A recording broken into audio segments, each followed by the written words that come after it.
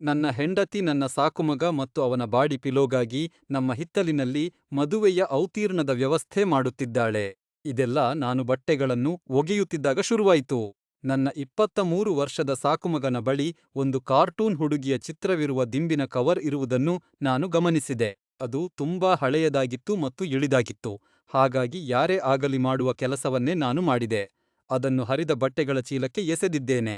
ಅವನು ಕೇವಲ ಬೇಸರ ಮಾಡಿಕೊಳ್ಳಲಿಲ್ಲ, ಅವನು ಅಳುವಿನಂಚರ್ನ ಇದ್ದಂತೆ ಕಾಣುತ್ತಿದ್ದನು.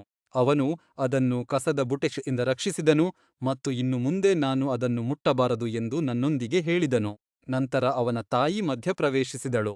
ಅದು ಕೇವಲ ಒಂದು ಬಟ್ಟೆಯ ತುಣುಕು ಎಂದು ಅವನಿಗೆ ಹೇಳುವ ಬದಲು, ಅವಳು ಮಧ್ಯಾಹ್ನ ಪೂರ್ತಿ ಅವನ ಕೋಣೆಯಲ್ಲಿ ಅವನನ್ನು ಸಮಾಧಾನಪಡಿಸುವಲ್ಲಿ ಕಳೆದುಬಿಟ್ಟಳು. ನಾನು ಅವನಿಗೆ ಚಿಕಿತ್ಸೆ ಪಡೆಯಲು ಸಲಹೆ ನೀಡಲು ಪ್ರಯತ್ನಿಸಿದೆ. ನಾನು ವಯಸ್ಸಾದವನಾಗಿರಬಹುದು, ಆದರೆ ಯಾರಿಗೆ ವೃತ್ತಿಪರ ಸಹಾಯದ ಅಗತ್ಯವಿದೆ ಎಂದು ನನಗೆ ಗೊತ್ತು. ಆದರೆ ನಾನು ಆನ್ಲೈನ್ನಲ್ಲಿ ಈ ವೈಫು ಸಂಸ್ಕೃತಿಯ ಬಗ್ಗೆ ಎಷ್ಟು ಹೆಚ್ಚು ಹುಡುಕಿದನೋ, ಅಷ್ಟು ಹೆಚ್ಚು ನಾನು ಅದನ್ನು ನೋಡಬಾರದಿತ್ತು ಎಂದುಕೊಂಡೆ. ಈಗ ಇದು ಸಹಿಸಲಾಗದ ಮಟ್ಟಕ್ಕೆ ಬಂದಿದೆ. ನನ್ನ ಸಾಕುಮಗ ನಿಜವಾಗಿಯೂ ಆ ದಿಂಬಿನ ಕವರ್ನೇ ಮದುವೆಯಾಗಬೇಕೆಂದು ನಿರ್ಧರಿಸಿದ್ದಾನೆ. ಮತ್ತು ನನ್ನ ಹೆಂಡತಿ, ಅವಳು ಕೇವಲ ಅವನನ್ನು ಅನುಸರಿಸುತ್ತಿಲ್ಲ. ನಮ್ಮ ಹಿತ್ತಲಿನಲ್ಲಿ ನಡೆಯುವ ಈ ಸಮಾರಂಭಕ್ಕಾಗಿ ಅವಳು ಕ್ಯಾಟರರ್ನನ್ನು ಕರೆಯುತ್ತಿದ್ದಾಳೆ. ನನಗೆ ಇದನ್ನು ಮಾಡಲು ಸಾಧ್ಯವಿಲ್ಲ.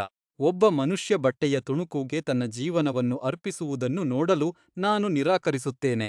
ಅವರು ತಮ್ಮ ದೊಡ್ಡ ದಿನವನ್ನು ಆಚರಿಸುತ್ತಿರುವಾಗ ನಾನು ಮಿಚಿಗನ್ನಲ್ಲಿ ನನ್ನ ಕುಟುಂಬದವರನ್ನು ಭೇಟಿ ಮಾಡುತ್ತಿರುತ್ತೇನೆ. ನಾನು ಅಲ್ಲಿ ಇರಲು ಸಾಧ್ಯವೇ ಇಲ್ಲ.